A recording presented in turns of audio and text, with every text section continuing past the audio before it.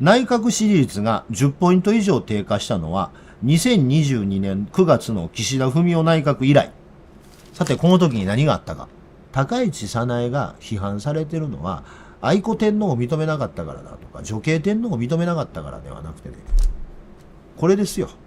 過去に逮捕された人々の醜悪な姿を思い浮かべながら、田中角栄がどんな格好で出てくるかということを想定した。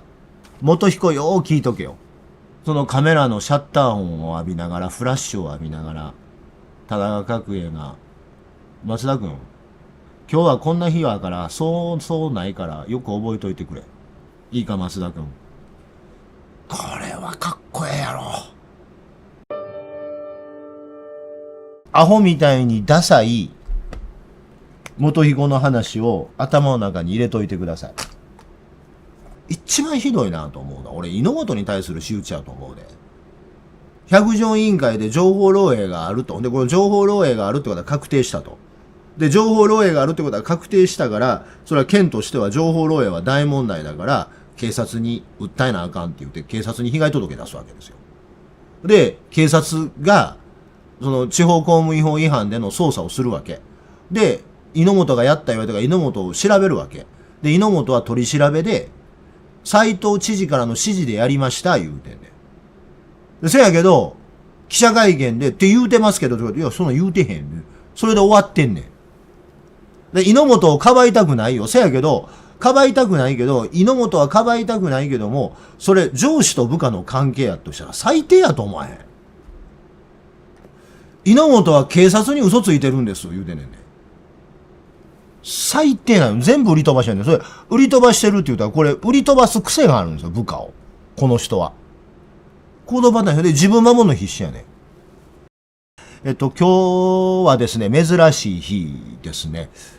たまたま偶然重なったというか、いうことで、ほぼすべての新聞の構成というか、ほぼすべての新聞が同じ特集を組んでいる。同じニュースに足並みを揃えて、私服を割いているということですね。ボイコット中でありますが、わかりやすいので東京新聞を言っておきますが、各紙一面トップはそれぞれ個性があるんですけども、大概一面の方にこれがついてます。これは当然っちゃ当然なんですが、当然っちゃ当然というかそうあるべきなんですが、津久井やむやり園の事件から10年です。ということで、10年の節目の慰霊祭が行われたということですね。朝日は一面のこれですね。津久井やむやり園の話です。で、読売は一面には持ってきてませんが、社会面に持ってきてます。日経新聞も同じく。産経新聞も同じくということだったんですが、あともう一つ。これは全紙ではないんですが、足並みを揃えてたのがもう一つありまして、ロッキードの話です。ロッキードからちょうど50年なんですよ。で、ロッキードからちょうど50年なので、その50年の節目で当時を振り返るという特集を、毎日、朝日、で、読売、というふうに、やってます。日経もちょこっと書いてあるし、産経もちょこっと書いてましたけど、です。で、あともう一つ、これは、月曜日ということで、週末明け、休日明けの月曜日ということで、世論調査の結果が出てましてね、読売新聞、内閣支持率急落 57%。日経新聞、内閣支持率10ポイント下落 58% ということで、日経、読売、それから共同通信、時事通信の世論調査が出揃いまして、内閣支持率が急落しているということが各紙横並びで報道されています。読売新聞の一面。内閣支持率急落 57%、首相説明不十分 62%。で、これようよう読んでいくとどういうことかというと、日経新聞が面白いことをちゃんと端的に書いてました。日経新聞。内閣支持率10ポイント下落で 58%、無党派で不支持が 51% で、初めて内閣発足以降、無党派で不支持が 51% を超えました。過半数を取ったんですね。で、これね、ここばっかりクローズアップされるんですけども、数字は足元で崩れ始めています。高市政権を支持すると答えたのは全体の4割を占める自民党層で 87%。前回を 7% 下回ってる。自民党層でも下落が始まってるんです。で、さらに言うと、面白いのは、これまで国民民主党や、これ映してなかったね、ここね。これまで国民民主党や参政党の支持層では内閣支持率は5割を超える傾向があったが、今回は参政党支持層で不支持が支持を上回った。で、それはなんでそんなことになったか。これ参政党にとっても注意をしなければいけない数字だと思うんですけど、明確です。なんでこんなに10ポイントも落ちたか。女性天皇に賛成 84%、女系含め容認は 59%。どう分析しても、皇室典範改正が足引っ張ってるんです。読売新聞の分析もそれに近い。読売新聞今回偉いなと思ったのは、自分たちが言ってた通りやと書かなかったことですね。改正皇室典範支持離れがなく、強気の国会運営説明も。でね、これね、データ読んでたらわかるんですけれども、これね、見て。強烈にね、女性の支持が外れてるんですよ。男性が6月調査では支持率 73% やったんですけども、今回 63% で10ポイント落ちてるんですね。でも女性は前回が 65% で今回 51% なんです。14ポイント以上下がってるんですよ。この皇室典範改正で高市政権がしくったインパクトっていうのが10ポイント10ポイントって定量的に表現しているとちょっと分かりにくいかも分からんので、日経新聞に戻って日経新聞の記事を見てみましょう。日経新聞のここに10ポイントというのは過去にどういうことか。内閣支持率が10ポイント以上低下したのは2022年9月の岸田文雄内閣以来。さてこの時に何があったか。当時は統一教会の問題が響いた。統一教会の問題ぐらいのインパクトが皇室典範改正のミスにあったということです。それぐらいの統一教会の7月に安倍晋三が殺されて、その後、性格の悪い人が統一教会といえば有田芳生やって話を聞こうとしたら違うよ、鈴木ヘイトの方がええよ、鈴木ヘイトの方がええよ言って、性格の悪いおっちゃん、背の低いおっちゃん2人があちこちのメディアに電話かけまくって、メディアにエイトさんが出まくってた頃ですね。で、あの頃と同じぐらいのインパクトを皇室典範改正議論は内閣支持率には響かせてるんですよ。で、これ低下が止まらないんですよね。で、これね、さっきのベルリンの事故の性の多様性って話から考えると相矛盾するかもわからんのですが、ようよう見ていくと、その女性の人権というよりも、高市早苗が批判されてるのは、愛子天皇を認めなかったからだとか、女系天皇を認めなかったからではなくてね、これですよ。不十分 62%。これ。俺が金曜日の動画で言ってた通り、あるいは昨日の休日雑感の中で言ってた通り、みんな嫌ってるのは、俺がこない言うてんねんから納得せえというコミュニケーション技法なんです。で、高市早苗は能力が低いですから、これしか言えないわけ。どのことについても、私は頑張っています。だから認めてください。しか言うてないという態度そのものが嫌われてるんです。で、その象徴が皇室典範改正議論なわけ。愛子天皇を認めなかったから、女系天皇を認めなかったから支持率は下がったというよりも、読売の分析が意味軸も示しているように、愛子天皇を認めない、女系天皇を認めないという態度に代表される、私がそう言うんだから納得してくれよという乱暴なコミュニケーションが嫌われている理由ですということです。わかります？俺の言うてること。で、それなぜそう言えるか言うとね。なぜそう言えるかっていうと、先ほど読売の商法で見たように、男性の支持率が10ポイント下がってて、女性の支持率が14ポイント下がってるんです。この差分の4が、その愛子天皇うんぬんどうのこうのってジェンダーのとこなんでしょうよ。でも同じく 10% のところは、この説明不十分っていうところにあると考える方が自然でしょというダメを出されてるんです。このダメを出されたということは、次何かの法律の時にもまた同じダメ出されるんです。治らない。なので、統一教会ほどのインパクトが皇室典範改正議論にあったということよりも、コミュニケーションが荒いですよというダメを出されてるんです。で、そのコミュニケーションの荒さというのは本人の能力の低さと人格の下劣さが相合わさって治りようがないですから。あとは坂道を転がるだけだろうということですね。という醜い政治家の隣に、かっこいい政治家、まあ犯罪者でありますが、かっこいい政治家の写真が載っています。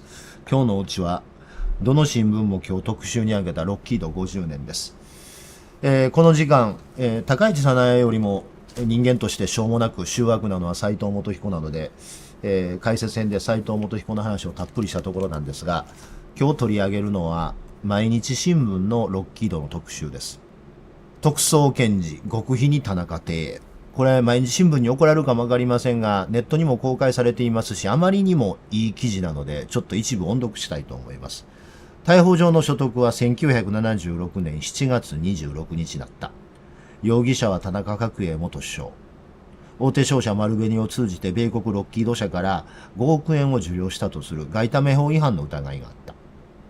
で、これで松田昇という検事がまだご存命なんですが、92歳と書いてあります。松田昇92歳。92歳ということですから、50年前ですから42歳です。まだ若い。捜査の秘密表示は徹底されていた。資料のコピーは普段なら事務官に任せるところを、地検特捜部の検事だった松田昇が自ら行った。そこまで極秘行動。で、裁判所への逮捕状の請求も極秘行動なので、わざとラフな格好して散歩をするような格好して歩いて途中で喫茶店入ってコーヒー飲んで、誰も見てないところに裁判所に入って逮捕状の請求をしてる。逮捕状の請求をしたその後、検察庁の庁舎に泊まって、翌27日は朝4時半に起きた。周囲に気づかれないよう5時に車で出発して時間を調整しながら、目白の田中邸に行くまでに靖国神社で時間を潰した。東京目白の田中邸には6時半頃に着いた。任意同行に応じない場合のための逮捕状も持ってきてる。こっから先です。玄関先で書生に名刺を渡すと、書生は2階へ飛んでいった。元首相の妻から勧められ応接室で待った。しかし、田中角栄はなかなか出てこない。なかなか出てけえへんねんて。弁護士を呼んでくれというか、医者を呼んでくれというか、あるいは容疑者の権利について説明しろというか、いろんなことを考えながら待ってる。過去に逮捕された人々の醜悪な姿を思い浮かべながら、田中角栄がどんな格好で出てくるかということを想定した。20分ほどで田中角栄が2階から降りてきた。ピチッと背広を着込み、髭も剃っていた。松田の名刺を手に取ったまま、君が松田君か。そうです。ちょっと知見でお話を伺いたいと思いますと告げた。思わぬ言葉が返ってきた。元彦よー聞いとけよ。その後田中角栄は松田さんからなぜ任意同行を求められてるかという話を聞いて、うんうんとうなずいて、君は轟担当じゃないのかと聞いたらしいんですね。轟ってどういうことかっていうと、轟には児玉義雄の自宅があったから、児玉義雄担当なんじゃないのかと。で、実際、松田は児玉義雄を担当してたから、松田はびっくりしてよくご存知で、さなが田中角栄、役所の人事を全部把握してたんですよ。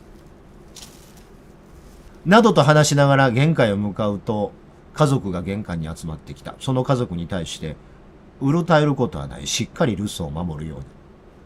玄関を出る際に、君、入省は何年かね。検事になって12、3年です。偉いもんだな。総理、マスコミはたくさんいるかもしれないので、事情を聞くのは検察庁じゃなくて別の場所にしましょうか。いや、構わんよ。途中で車を止めて、公衆電話で、このまま本庁に向かいますと報告する。本庁に着いたのは7時27分。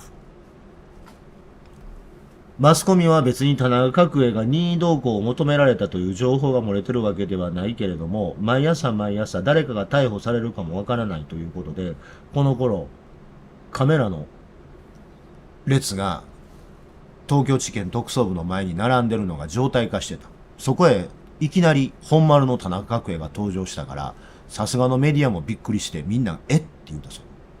田中角栄が来るって聞いてたら、車が着いた瞬間からフラッシュが焚くはずなのに、まさか田中角栄が来るとは思ってないから、田中角栄が車に降りた瞬間も、ほんまに田中角栄かわからんからシャッター音一つもならんかったらしい。ならないのを見て田中角栄が右手を上げてよ。その瞬間カメラが鳴り出す。その中を松田に連れられて二人が歩いていく。そのカメラのシャッター音を浴びながら、フラッシュを浴びながら、田中角栄が、松田君、今日はこんな日やから、そうないからよく覚えといてくれ。いいか松田君。もうこれ以上、雑魚みたいなのは連れてくるな。そう主権検事に伝えてくれたまえ。俺一人で十分だって言ってんの。俺一人で十分だって。ということで、15分動画終わります。また明日お会いしましょう。さようなら。毎日新聞これ書いてるのは松田さんにインタビューしてるんですよ。松田さん92歳でまだご存命なんです。ここで俺一人で十分だという言葉を使わずに、あえて雑魚という言葉を使ったのはすごいなと思います。すなわち、雑魚ということによって意思決定してるのは自分だってことを言い切ってるんですよ。俺一人で十分だって言うてるのは、伝えたメッセージというのは俺一人で十分だっていうことですけど、それだと他の人間にも罪があるけど許しちゃってくれって言うてるのと一緒やん。でも、あえて他のことを雑魚ということによって全部引き受けるというんです。これはかっこええやろ。これはかっこええでしょ。これはかっこええでしょ。これはちょっとかっこよすぎるでしょ。いただけるんですかとえらい違いやね。僕が謙虚深い気味に猪本の話をしたのはこれとの対比を出したかったからです。言わんとしてることはお分かりいただけたかなと思います。ぜひチャンネル登録といいねボタンを押してください。